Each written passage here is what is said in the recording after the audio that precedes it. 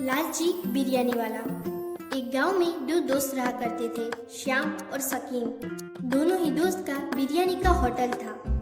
दोनों ही दोस्त के बिरयानी का स्वाद लाजवाब था। लोग दूर दूर से उनकी बिरयानी खाने के लिए आते थे और बड़े ही चाव से खाते थे। शकीम का बिरयानी ज्यादा बिकता था। इस बात से श्याम बहुत ही ज्यादा चिंतित था। एक दिन श्याम शकीम से, शकीम, हम दोनों ने साथ में व्यापार शुरू किया था। लोग कहते हैं कि हम दोनों का बिरयानी का स्वाद एक जैसा ही है, लेकिन तुम्हारा मुनाफा ज्यादा क्यों होता है? ऐसा क्यों?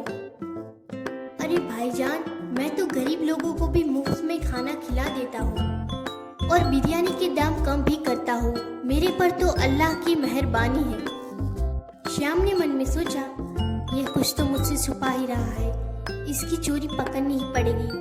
सचमुच दाल में कुछ तो काला है ही, ऐसा सोचा। एक दिन श्याम जंगल के रास्ते पर से अपने काम पर जा रहा होता है।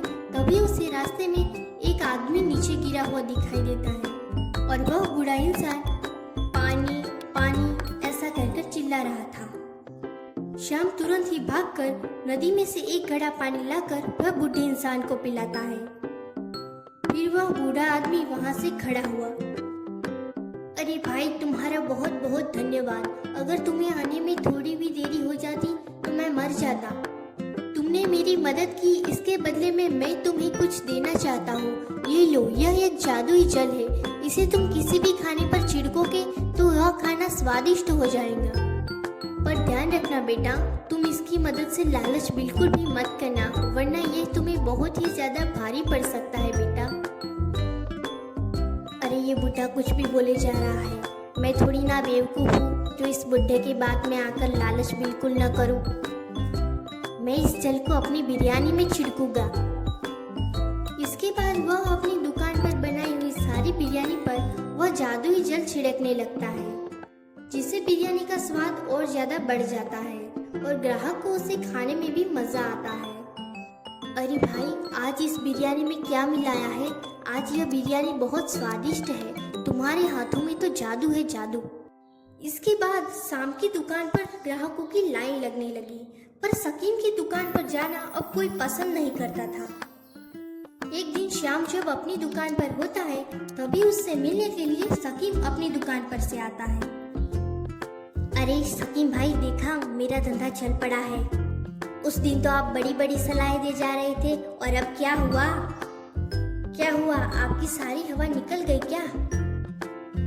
एक दिन श्याम जब अपनी होटल पर था, तभी राजा के दो सिपाही आते हुए उसे नजर आते हैं और कहते हैं, श्याम, तुम्हारी बिरयानी के बहुत चर्चे हो रहे हैं।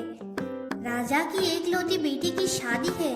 उसकी शादी पर तुम्हें अपनी बिरयानी बनाना होगा। यह लो 1 लाख रुपए। श्याम उन सिपाहियों के हाथ से वह पैसा ले लेता है और फिर वह सिपाही पैसा देकर वहां से चले जाते हैं।